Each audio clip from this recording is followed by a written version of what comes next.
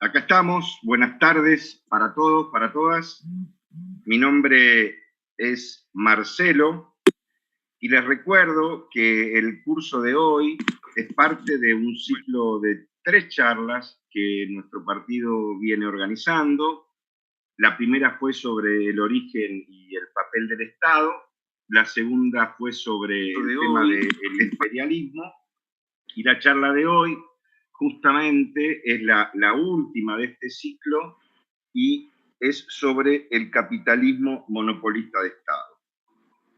No sé si todos lo saben, quizás no, pero esta charla, al igual que las 2 charlas anteriores, están subidas en nuestro canal de YouTube, que se llama PRT Argentina.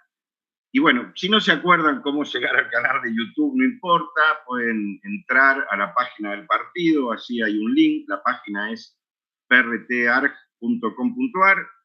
hay un link que lo lleva directamente al canal, se suscriben, comentan cosas lindas y todos felices y contentos. Así que, muy bien, vamos a arrancar con la charla de hoy. La charla de hoy tiene un título que es El capitalismo monopolista de Estado en la Argentina. En sí mismo es toda una definición que encierra, diría, 3 palabras grandes, ¿no? Son temas grandes, diría un compañero, un viejo compañero que conocí hace mucho tiempo. Bueno, en fin, capitalismo, monopolista y Estado, ¿no? Yo no sé ustedes, pero yo hice un poquito los deberes cuando me enteré que los compañeros me invitaban a participar de esta movida y me fui a buscar una definición de capitalismo monopolista de Estado. Con cierto cuidado les diría, porque ustedes saben que Google a veces no siempre dice la verdad. Y encontré una que me gustó y que voy a leer. Dice: el capitalismo monopolista de Estado es la última etapa del capitalismo, su etapa más desarrollada, en donde un puñado de monopolios determinan a través del Estado el rumbo político y económico de un país, de una región y por ende del mundo. Todo muy lindo esto que encontré, pero vamos a necesitar una mano porque por lo menos yo necesito entenderlo mejor. Así que lo vamos a sumar al amigo Alejandro para que nos ayude un poco con todo esto. Los saludo. ¿Cómo estás, Ale? Buenas tardes. Y arranco a quemarropa nomás, con la primera pregunta. ¿Qué son los monopolios? Bueno, hola, buenas tardes. Sí, es una pregunta a quemarropa, como bien decís, Marce. Pero vamos a tratar de ir desculando la cuestión para que más o menos se comprenda bien. ¿Qué son los monopolios? Mira, son empresas, corporaciones, sociedades anónimas, holdings, o sea, grandes bancos, grandes industrias, grandes asociaciones empresarias globales que concentran todo. Esto quiere decir que un puñado de monopolios tiene en sus manos el dominio del mercado mundial. Entiendo lo que decís, Ale, pero necesitaría firmarlo con algunos ejemplos concretos, por favor, ¿puede ser? Puede ser, Marcelo, no hay inconveniente. En esta placa que estamos viendo vamos a ver significativas marcas o significativos también nombres de empresas.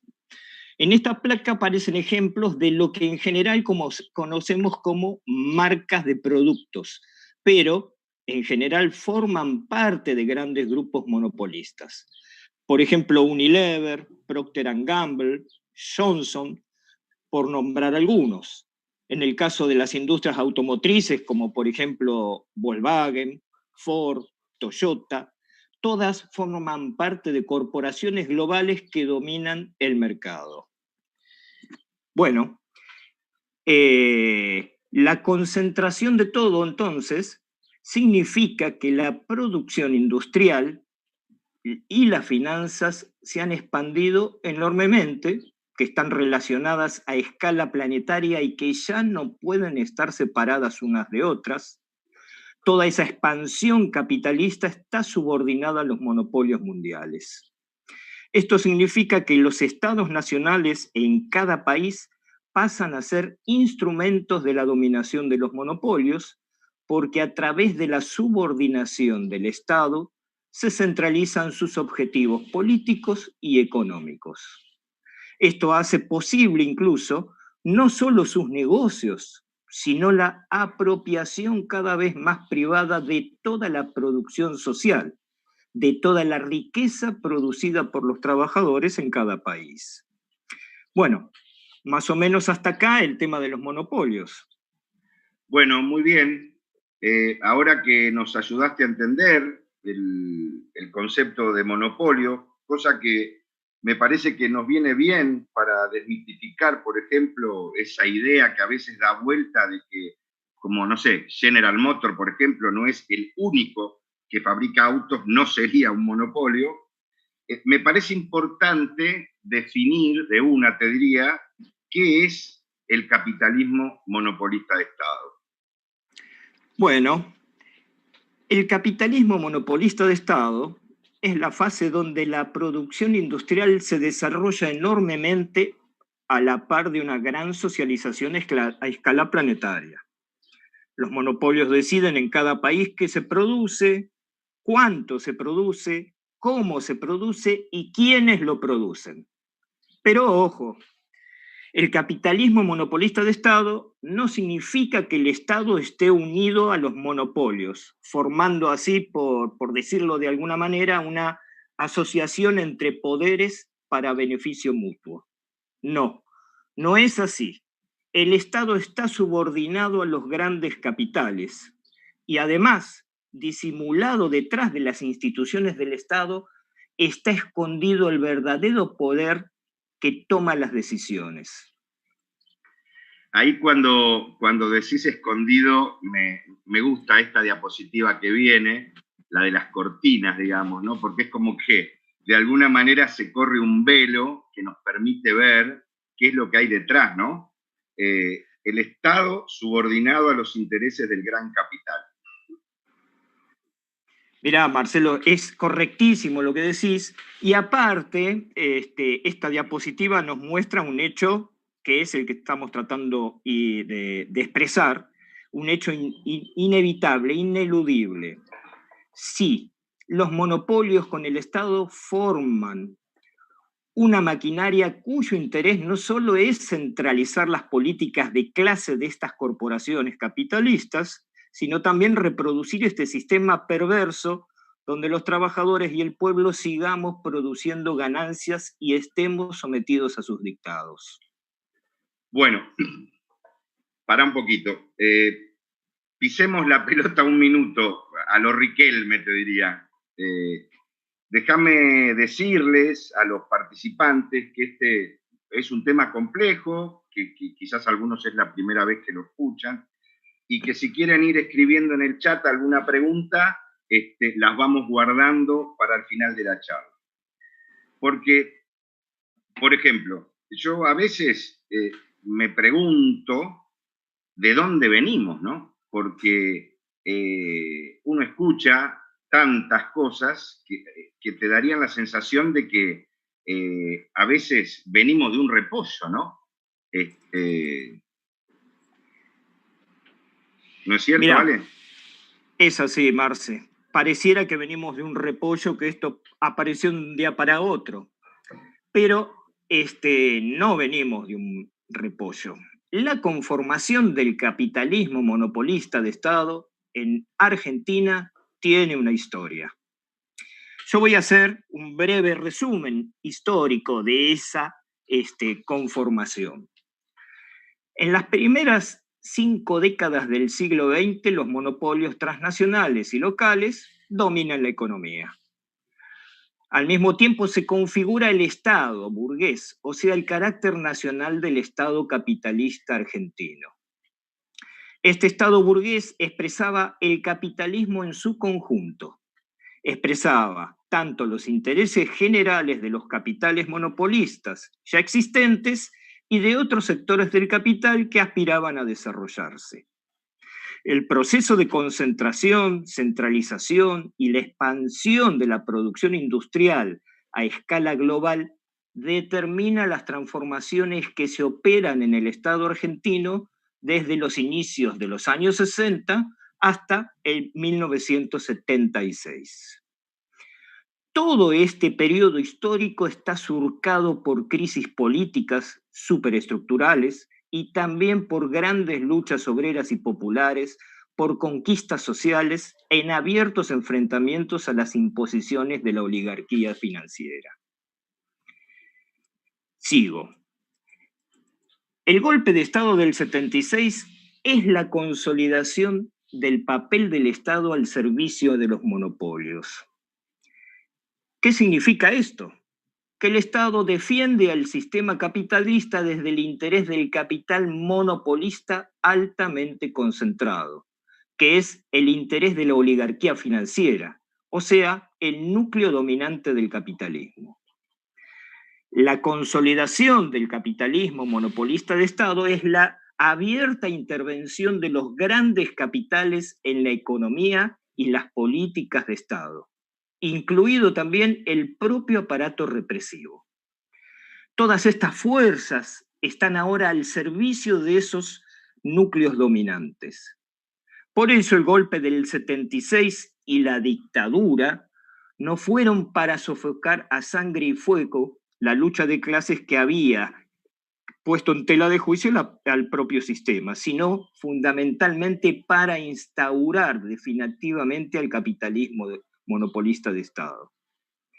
Al estar todo el poder del Estado en manos de los monopolios, el Estado adquiere rasgos diferentes, convirtiendo esta transformación en un proceso permanente que se va adecuando a las necesidades de las corporaciones monopolistas. Tal es la historia política y económica de nuestro país desde esa época hasta el presente. Bien, esta breve descripción de algunos elementos históricos que haces, Ale, me parece que nos abre la puerta a otro gran tema, ¿no? Porque muchas veces se pone en duda si Argentina es o no es un país industrial. Parece que solamente somos productores y exportadores de granos o de materias primas y que no producimos nada, ¿no? Esto es así, estoy tratando de entender ese tema. Esto es así, como vos bien decís, Marcelo, y a veces está el contrabando que nos plantea que porque hay monopolios, lo único que se concentra son las finanzas. Pero no es así, como ya lo venimos diciendo. Sí, la Argentina es un país industrial. Y voy a mostrarte un gráfico que espero aclare el asunto y también muestra que el capitalismo monopolista de Estado es la fase actual del sistema capitalista en nuestro país. Este cuadro que estamos viendo expone una comparación de porcentajes de valor agregado bruto, o sea, los salarios más la ganancia empresaria en la industria manufacturera, en el sector productivo y además el porcentaje de empleos en blanco, comparando con lo que pasa en 4 países de acuerdo a la producción de cada uno de ellos en sus propios países. Si ustedes se fijan, o si vos te fijás, Marcelo, no es tan diferente lo que pasa acá con los números de Estados Unidos, con los números de Brasil, con los números de Chile. Y esto nos da una idea muy concisa de dónde estamos parados cuando hablamos de país industrial. Bueno, escúchame, Ale, ahora aguantame los trapos un poquito, como diría un amigo mío de la ciudad de Caseros en la tribuna de estudiantes de Buenos Aires, porque yo por lo menos necesito ir como guardándome algunas ideas a modo de resumen, si querés, y necesito que me digas cuáles son las características principales del capitalismo monopolista de Estado. Bueno, Marce, sí, te puedo expresar eso. Mira, en esta situación, en esta conformación, el Estado pasa a ser un Estado de toda la burguesía, pasa de ser, perdón, ¿no? Un Estado de toda la burguesía a ser un Estado totalmente subordinado al capital transnacional. La burguesía monopolista ejercita el carácter parasitario, también a través del Estado, la apropiación del crédito externo, apropiación del crédito interno con altas tasas de interés, desarrolla mecanismos financieros del Estado, como el tema de la deuda externa, se apropia y concentra todos los recursos naturales. Todo esto se pone en movimiento en función de la apropiación y la transferencia de ganancias entre diversas expresiones del capital monopolista. Y no significa que la especulación financiera sea opuesta a la industria o al revés, sino que las diversas facciones utilizan la industria y las finanzas como medio para la apropiación de esas riquezas. Perdóname que insista, Ale, pero yo necesito ejemplos, necesito entender y ver todo esto que decís con ejemplos. Bueno, pasemos a algunos ejemplos, Marce, cómo no. Mira, acá vamos a ver una serie de placas que nos muestran el desarrollo industrial de nuestro país en diversas ramas productivas.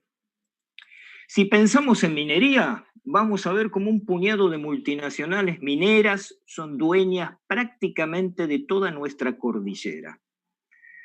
Empresas multinacionales como Glencore, Strata, Bajo la Lumbrera y en Agua Rica, en Catamarca, la Barrick Gold en San Juan y Catamarca, Yamana o Anglocorp, o empresas como Ashanti en el sur del país, entre otras.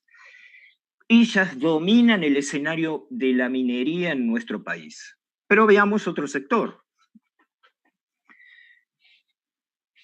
Con el tema de la producción petrolífera y gasífera, también está subordinada a los grandes monopolios transnacionales. Y Vaca Muerta es un gran ejemplo de ello. Escuchamos muchas noticias sobre Vaca Muerta, pero lo que no se dice es que toda su producción, todo el desarrollo industrial, sus exportaciones, están sujetas a las decisiones de estas corporaciones.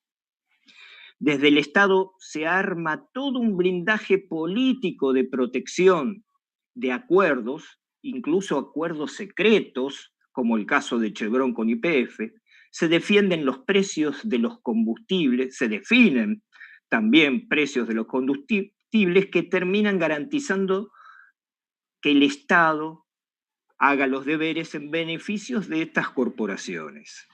Pero vayamos a otro sector, si te parece. Bien. En este cuadro, el sector de la agroindustria, van a ver a las principales empresas que operan en el país. Y si nos fijamos al final, vamos a ver que hay una serie de datos que marcan una serie de porcentajes que son muy significativos. De toda esta lista que estamos viendo acá en esta placa, las 5 principales exportadoras producen el 54,4% de la exportación. Las 10 principales exportadoras exportan el 90,3% de todo lo que se produce. Y las 15 principales exportadoras, el 96,1%.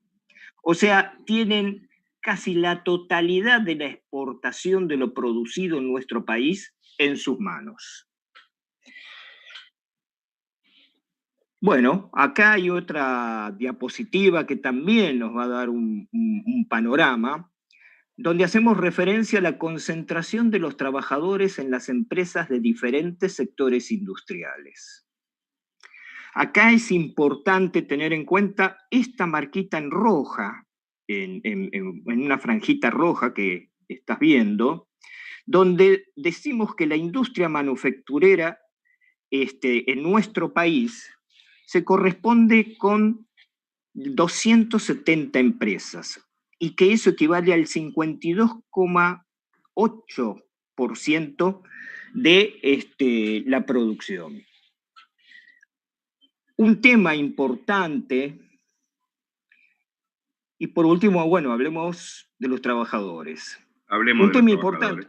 Sí, bueno, un tema importante, además de ver que la mayor parte de la producción está concentrada en grandes empresas que desde sus circuitos productivos determinan qué producen y cómo producen, las llamadas pymes, que prestan servicios a esas cadenas de monopolios. Por eso voy a leer esto que dice acá al final. Las grandes empresas industriales concentran el 53,77% de los trabajadores de la industria manufacturera, el 82,87% de los trabajadores de minas y canteras, el 81,62% del sector de servicios públicos. Por eso, cuando nos quieren vender que la producción argentina depende de las pymes, en realidad nos están vendiendo un buzón. Bueno, si se me permite, caballero, en términos futboleros le diría que me cagó a pelotazo, digamos, ¿no? Porque los que describen estos cuadros, la verdad que sorprende y me lleva inmediatamente a pensar que hay dueños de la producción en nuestro país. Y me temo que no somos nosotros los que trabajamos, los que producimos todas esas riquezas. Tal cual, Marcelo, tal cual. Nosotros producimos y ellos se apropian de lo que producimos nosotros. Con todos estos datos que son muy claros, llegamos a una conclusión inevitable que nos da un panorama aún más nítido. 165 empresas industriales concentran el 51,90% del mercado y el 78,16% de las exportaciones del rubro. De estas empresas, más del 70% son transnacionales, tienen sus casas matrices en paraísos fiscales y pertenecen, directa o indirectamente, a grandes grupos transnacionales. Todo se ve claramente, me parece, pero además imaginemos que esto nos da una conclusión política muy importante. Toda esta clase social que lleva nuestra vida a una situación desesperante no es más que un puñado de personajes si lo comparamos con la amplia mayoría de nuestro pueblo. Todo esto es muy contundente. La verdad que sí, me parece que sí. Para agregar a esto que nos venís contando, mirá qué interesante, ¿no? Déjame leerte un par de comentarios que nos cuenta un obrero de Toyota. Dice, una camioneta Hilux está compuesta por 14.700 partes, la mayoría del modo justo a tiempo. La Hilux es el vehículo con mayor integración nacional de componentes. Sin embargo, esta integración es del 40% a nivel nacional y cercana al 70% a nivel regional. La media de integración de la industria automotriz es del 25%. En otro comentario, este obrero de Toyota nos dice que la producción industrial de esta multinacional está dividida por mercados, ¿sí? Es decir, hay determinadas plantas en el mundo que abastecen hasta continentes enteros, ¿no? Nos cuenta que Argentina abastece a Latinoamérica, menos a México por ahora, que la planta de Tailandia e Indonesia abastecen a Asia, a Oriente y a México, más 2 plantas de soporte que hay en India y la China, ¿no? Y la otra gran planta que tiene Toyota es en Sudáfrica, para abastecer la producción de África y de Europa. Comentario al margen, nos cuenta este trabajador de Toyota que por conflictos sindicales fueron absorbiendo la producción en las plantas de Tailandia, Indonesia, ¿no? Evidentemente se cuecen habas, como decía mi abuela, en todos lados. Tal cual, Marcelo, es así. Y es muy importante este gráfico, esta placa, porque pone el acento en el hecho de que los trabajadores estamos interconectados mundialmente a través de la producción industrial. La producción industrial en nuestro país está entramada con el desarrollo de la industria en el mundo, porque la misma es un eslabón en esa cadena productiva mundial y de los negocios mundiales. Todo está entrelazado. Como conclusión, podríamos afirmar que en el capitalismo monopolista de Estado no solo no hay desindustrialización, sino que tampoco hay posibilidad de desarrollo capitalista al margen de todo este marco de dominación monopolista a escala mundial. Es muy importante entender además que dentro del capitalismo no hay ninguna posibilidad de desarrollo para el pueblo. Las posibilidades de un capitalismo autóctono, nacional o independiente en este escenario de capitalismo monopolista de Estado es una gran mentira. Bien, este es otro tema que tiene su complejidad, ¿no? Y bueno, y que capaz que motiva a alguno de los participantes a ir escribiendo en el chat alguna pregunta. Porque acá indefectiblemente aparece el tema de los gobiernos, ¿no? Yo veo que a partir del análisis que vos hacés, cambiar de gobierno es como que no cambia nada demasiado de fondo, ¿no? Ahora quiero entender eso, Ale. ¿Qué papel juegan los gobiernos en todo esto?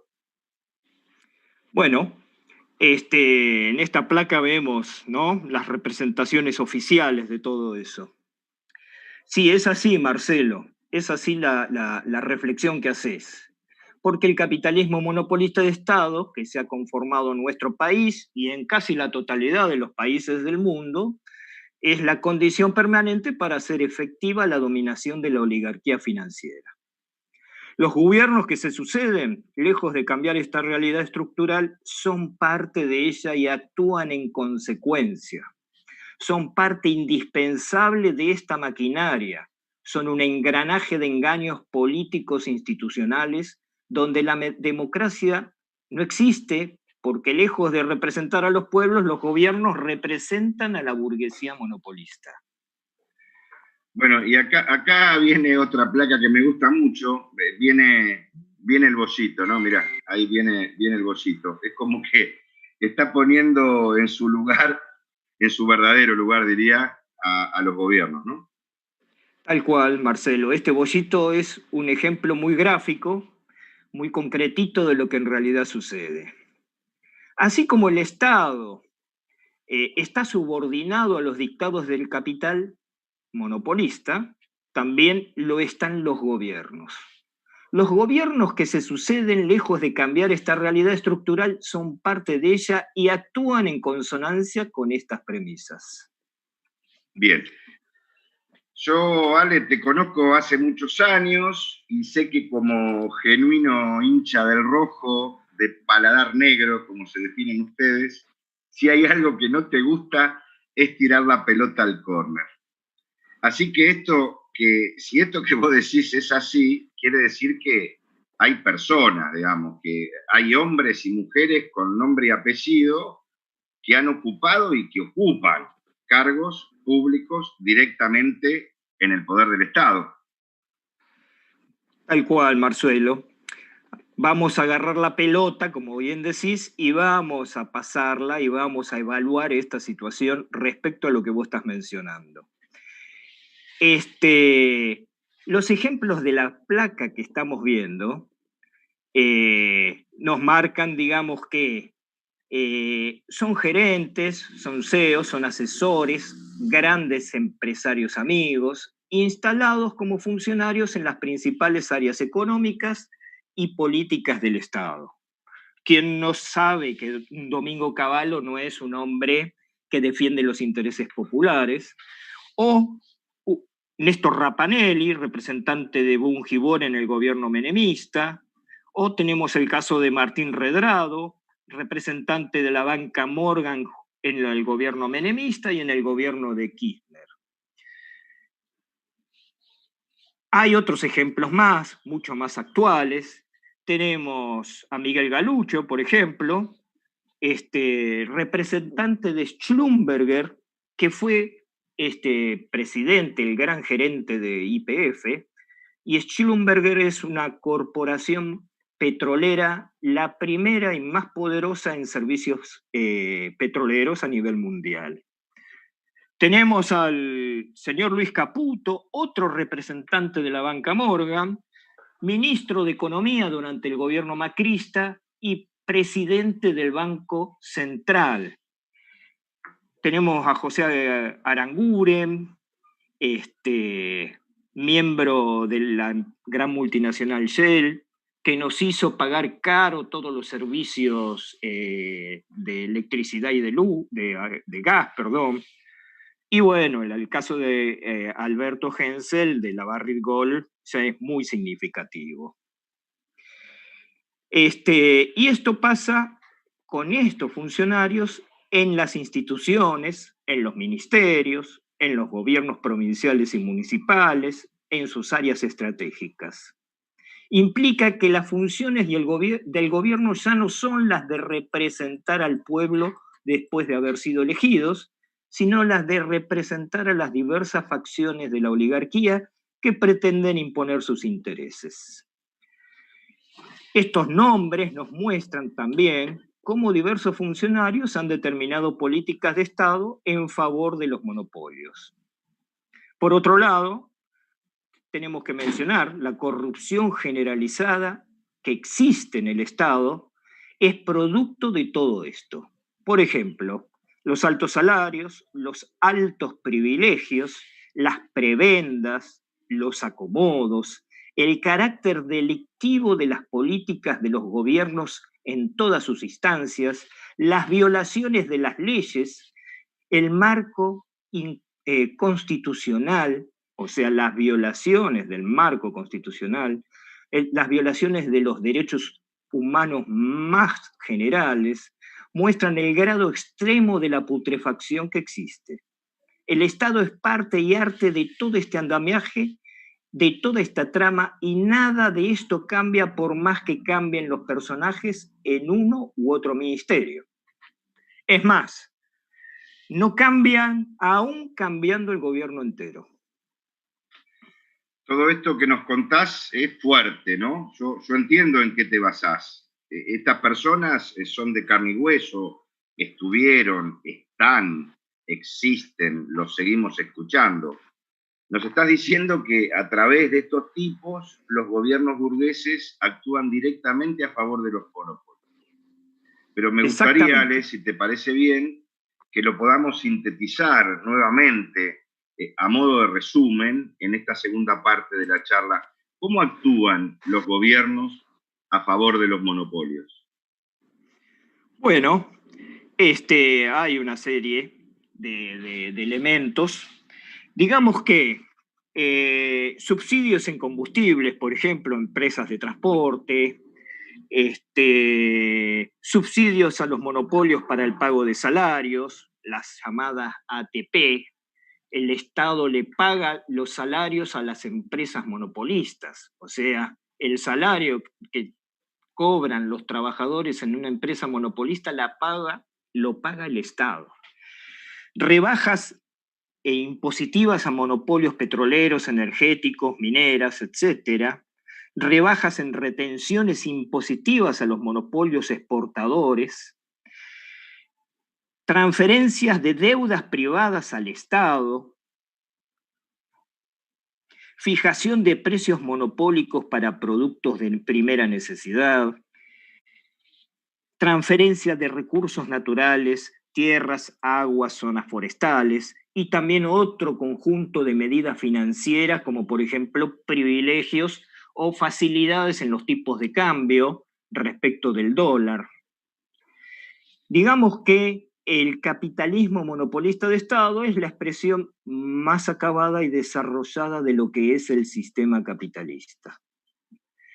O sea, todas las miserias de un sistema basado en la explotación y el empobrecimiento de millones se han potenciado en esta que es la fase superior. Tal como lo decías vos al principio, el capitalismo monopolista de Estado nos muestra cuán agudamente injusto, inhumano y destructivo es el régimen capitalista. Me parece interesante, arribando al final de esta charla, que nos detengamos en los problemas de la gente real, ¿no? Como le digo yo, en las consecuencias que todo esto trae para la gente, ¿no? Porque, en definitiva, esto no es solamente un problema de número, de gerentes, de SEO o de ganancias que acumulan unos pocos. Detrás de todo esto hay consecuencias directas para el pueblo trabajador. Lo padecemos día a día. Tal cual, Marcelo. Totalmente. Y esto, perdón, y esto es lo más importante. El resultado y las consecuencias de todo este mecanismo, de toda esta maquinaria, de toda esta política, incluidas las crisis, siempre recaen sobre las espaldas del pueblo trabajador. Los que siempre ponemos el lomo y los que siempre nos vemos perjudicados somos la amplia mayoría de los trabajadores y el pueblo. Mientras que los monopolios en el poder tienen total libertad de acción, se acentúa la explotación y la pobreza de millones, asegurando una brutal transferencia de ganancias a los grandes capitales mundiales. Se reducen los salarios, se aplican normas laborales extremas, se desarrollan ajustes, devaluaciones y alta inflación. Y también todo esto viene acompañado del ataque a las libertades políticas. La libertad de acción de los monopolios tiene como contrapartida el ataque a las libertades políticas. Por eso, el carácter dictatorial de las medidas políticas que van tomando. Por ejemplo, los decretos de necesidad y urgencia. Y esto implica, a su vez, el ahogo de los derechos democráticos. Por eso decimos que en el capitalismo monopolista de Estado, la reacción llega a niveles extremos, ninguneando las aspiraciones democráticas de las mayorías e imponiendo sus dictados. Lo que buscan es someter la voluntad de nuestro pueblo que lucha por una vida digna. Y todo ello en función de las ganancias de unos pocos a costa de la pobreza de millones. En el capitalismo monopolista de Estado, las aspiraciones democráticas del pueblo no se satisfacen. La concentración política del Estado en manos de los monopolios tiende a la dictadura. Bueno, para mí esta breve explicación, porque entendemos que es un tema bastante complejo que nos has dado, Ale, es convincente, me deja muchas cosas para pensar, te diría, y también para seguir investigando.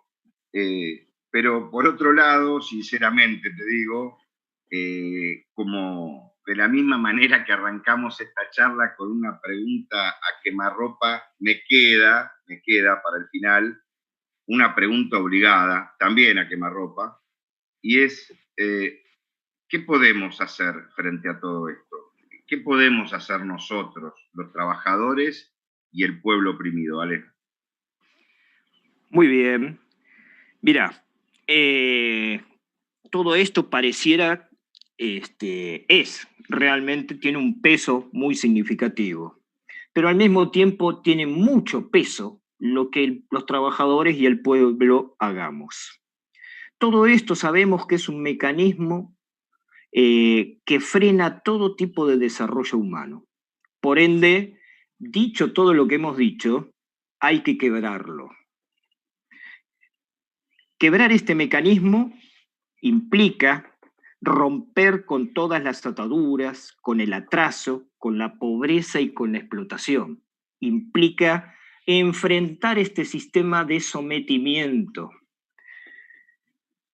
Quebrar este mecanismo implica, a su vez, constituir un nuevo Estado en manos de los trabajadores y el pueblo que barra con toda esta podredumbre. Y para eso necesitamos una revolución social. Una revolución que implique constituir un Estado obrero y popular, un Estado basado en las necesidades de los trabajadores y el pueblo. No este Estado y no esta clase. No este Estado expresión de una clase en putrefacción, sino un Estado de otras características. Por ende, decimos que tenemos que constituir un Estado socialista. Bueno, no sé qué pensás, Marcelo. Me parece bien, Ale, que lleguemos hasta acá. Era lo que estaba previsto. Como siempre hacemos, al final de este ciclo de charlas, abrimos un momento de preguntas para que los participantes de alguna manera actúen sobre esto, sobre todas estas cosas que nos contás. Déjame decirte que hemos recibido aquí algunos saludos de compañeros de la provincia del Chaco, de Rosario, de Granadero Baigorria y de Villa Constitución, de la provincia de Santa Fe, de la ciudad de La Plata, de la ciudad de Avellaneda, también de Brasil, los amigos de Brasil que siempre nos siguen y participan de estas movidas. También muchas gracias a todos y muchas gracias por los saludos.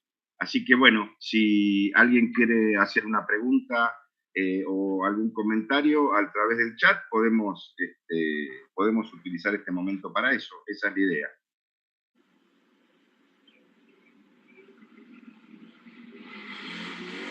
Acá, por ejemplo, previo a la... Déjame leerte, Ale. Previo dale, a la, dale, te escucho. Leo porque vale la aclaración. En algún momento en el chat, cuando estábamos conversando, Cristina hace referencia a que uno de los cuadros que nos mostraste menciona poco más de 3 millones de trabajadores y dice que la cantidad de trabajadores supera los 20 millones. Es correcto lo que dice Cristina. Déjame aclararle que esos 3 millones de trabajadores son trabajadores formales privados, sin contar los empleos en negro ni los empleos estatales, ¿no? Vale agregar, mejor dicho, que las grandes empresas también contratan personal en negro y no se puede determinar por eso por eso se trabaja solo con los empleados en blanco en este tipo de estadísticas, ¿no?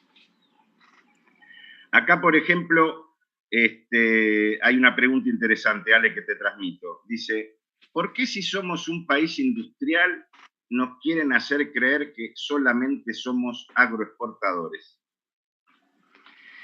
¿Por qué si somos un país industrial nos quieren hacer creer que solamente somos agroexportadores? Porque en todo hay esta vorágine, hay un grado de gran competencia de intereses, en donde se busca prevalecer un contrabando en función de esos intereses que pujan por imponerse, por ejemplo, en el tema agroexportador. Ocurre que lo demás se pretende esconder. Se esconde, por ejemplo, lo de Vaca Muerta, se esconde lo de las mineras, la producción de aceros, la producción, la petroquímica, la producción de alimentos. Se esconde todo eso, se esconde en función, como bien decíamos, para que el velo que cubre las políticas del Estado tape, digamos, la visión de nuestro pueblo sobre la existencia de millones de trabajadores. Bueno, aquí los compañeros de Brasil nos preguntan si vamos a tener un video basado en esta charla. Le le contestamos que sí, que después de la charla este video lo vamos a subir a nuestro canal de YouTube, como están subidas las charlas anteriores. Tengo acá otra que puede ser interesante, ¿no? Ramón pregunta qué relación o qué diferencia hay entre monopolios y oligarquía financiera. La oligarquía financiera es el sector más concentrado del capital monopolista. Es la fusión del capital bancario, el capital financiero, con el gran capital industrial. No son dos expresiones, sino que la oligarquía financiera ya conforma una sola expresión en donde el gran capital de ambas expresiones está ya unificado, concentrado. Bueno, déjame leerte algunos comentarios. Acá, gracias, Karina. Dice, Estado capitalista, producción social, apropiación privada, Estado socialista, producción social, apropiación social de lo producido. Nos agradece, Ale, te agradece la charla. Gracias a vos, Karina, por tus comentarios. Bueno, muy bien, Karina. Acá, por ejemplo, tengo una que te la voy a dejar para más adelante porque es linda, pero acá hay otra pregunta, ¿no? Sobre un tema que tocaste en la charla, que dice, ¿qué importancia tienen las pymes? Porque nos dicen que mueven el 70% de la producción, pero ustedes mostraron que no es así. Bueno, las pymes, en realidad, hay mucho contrabando en cuanto a las pymes. Del mismo modo que en la respuesta, en el planteo anterior de otra persona, hay mucho contrabando en esconder que hay una gran producción industrial. Con el tema de las pymes pasa lo siguiente. Las pymes, como toda la producción, están subordinadas al capital monopolista, a los grandes intereses. Y a través de las pymes, todas las leyes sociales, laborales, todas las leyes hasta salariales, los niveles salariales, están raliados. Por ejemplo, bueno, ¿cuántas pequeñas empresas hay que producen para grandes capitales monopolistas? Sin embargo, esa órbita no figura como una expresión de la producción monopolista. Hay un universo de pymes que cumplen servicios, por ejemplo, la industria petrolera en Vaca Muerta está rodeada de pequeñas pymes, de medianas pymes, que realizan servicios, por ejemplo, en la construcción, realizan servicios en los repuestos o en la producción de válvulas o cañerías. Esas pymes son también parte de la órbita del capital monopolista. Por ende, cuando se habla de que las pymes nuclean el 70% de la producción, lo que en realidad están haciendo es esconder que esa producción que realizan las pymes les pertenece enteramente al capital monopolista. Las pymes son un medio para, digamos, reducir costos, evadir leyes, imponer condiciones laborales y todo ese tipo de cosas. Bueno, bien, Ale, muchas gracias. Tengo acá una para el final, interesante, ¿no? A quemarropa, te diría. Porque, a quemarropa. Sí, nada, a quemarropa no, pero bueno, es interesante, es parte de las inquietudes, ¿no? Dice el amigo Achiles, ¿cómo construir el Estado socialista hoy? Es toda tuya esa, ¿eh? Te la dejo. Bueno, hubo un comentario de una compañera. Lo decías al final, ¿no? Sí, hubo un comentario de una compañera que se hizo referencia a la producción social y que planteó también la producción social en el capitalismo se concentra en manos privadas. La producción social en una sociedad socialista se concentra en la sociedad, en la organización de los trabajadores y el pueblo. O sea, hay bases para construir una sociedad socialista porque hay un grado de socialización industrial y de la producción que es muy extendido en nuestro país. Que eso no quiere decir que toda la producción está totalmente toda desarrollada, sino que la producción desarrollada está socializada. Sobre la base de esa asociación hay formas de organización obreras, hay formas de tratamiento de la producción que hacen posible que los trabajadores asuman el mando de la producción en una sociedad socialista, pero al mismo tiempo que esa expresión de la organización industrial tenga un reflejo en la vida social, en la vida política. Por ende, las condiciones para instaurar o desarrollar una revolución socialista son condiciones objetivas, están dadas en nuestro país. Son condiciones reales, materiales, en donde el capitalismo monopolista de Estado ha desarrollado. Por eso decimos que también el capitalismo monopolista de Estado es la última fase del capitalismo frente al proceso revolucionario que se avecina. Bueno, muy bien. No sé si contesta eso. Contesta, es un tema grande, ¿no?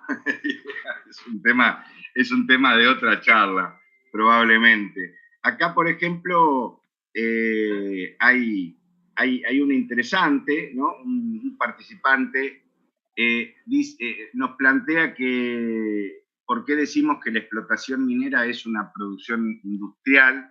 Entiendo que él plantea que es una explotación extractivista de materia prima solamente, ¿no?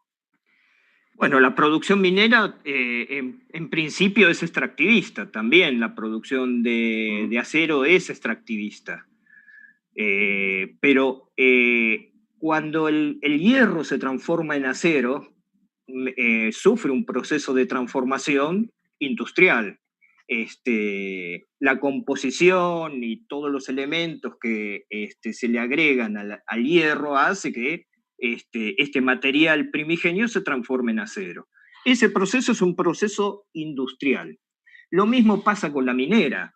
La minera extrae millones de toneladas de tierra, separa esas millones de toneladas del oro, por ejemplo, de eso, en un proceso industrial, en un proceso en donde el control, el desarrollo, los niveles, la calidad del oro que se vaya extrayendo necesita